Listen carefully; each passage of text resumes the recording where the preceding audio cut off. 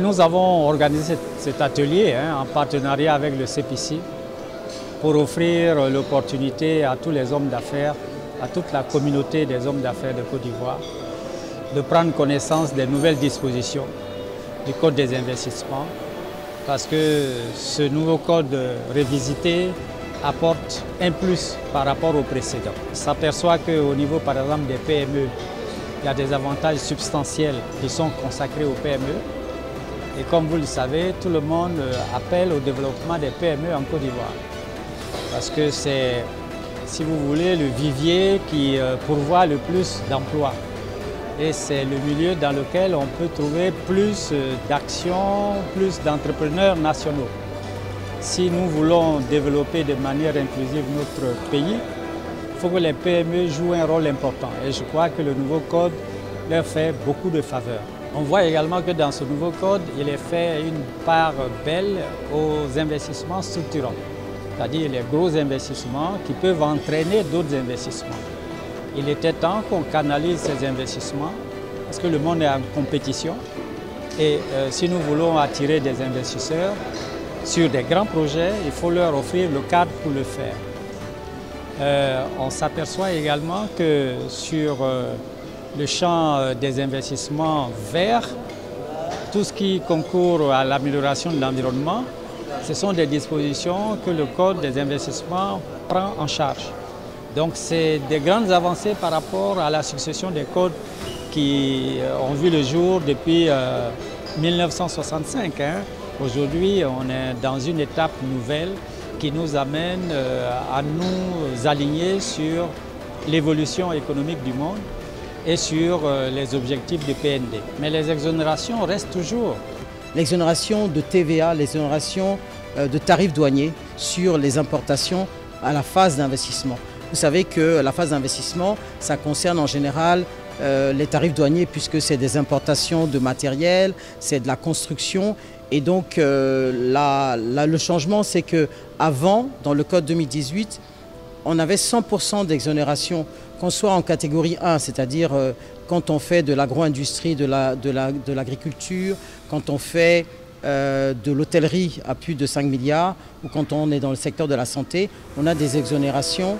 Et donc dans ce cadre-là, les exonérations étaient de 100% de douane, mais aussi en catégorie 2, c'est-à-dire tout ce qui est autre activité éligible, comme de la logistique, comme de la formation, comme du manufacturier, c'était aussi 100%. Aujourd'hui, la douane, les tarifs douaniers sont toujours à 100% sur les catégories 1, donc l'industrie, l'agro-industrie, l'agriculture, la santé et le tourisme.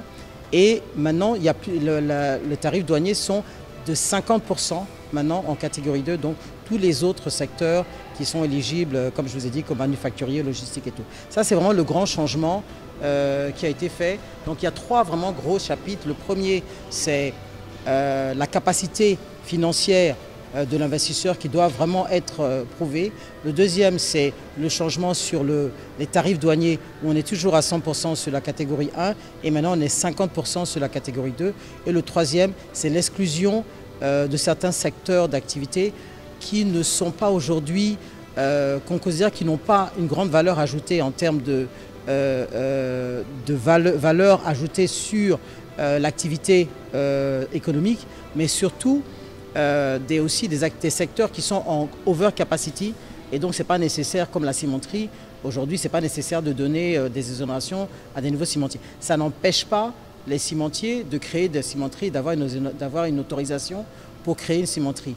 Mais l'État décide que c'est pas nécessaire d'accompagner un secteur qui a déjà qui est en overcapacité. Si vous êtes implanté dans Abidjan, l'exonération ou les crédits d'impôt sont de 5 ans. Si vous êtes dans une capitale d'une région, donc ce qu'on appelle chef-lieu de région, mais aussi on a rajouté Bassam et Bonois, puisque c'est des centres, c'est des grandes zones industrielles, vous avez droit à 10 ans. Et si vous êtes ailleurs, en dehors de ces 2 zones-là, vous avez 15 ans.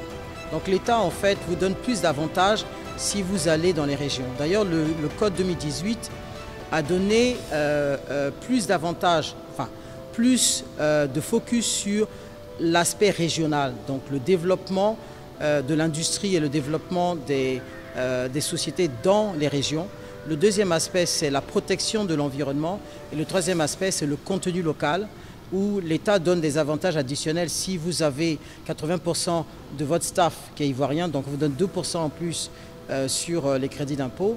Si vous utilisez des PME locales à hauteur de 30%, des PME pour sous-traitance, vous avez aussi droit à 2%. Et si vous avez un partenaire ivoirien qui a au moins 25% de votre capital, vous avez encore 2%. Donc l'État vous donne 6% d'exonération en plus d'exonération que vous avez, des crédits d'impôt que vous avez, si vous appliquez ces éléments du contenu local.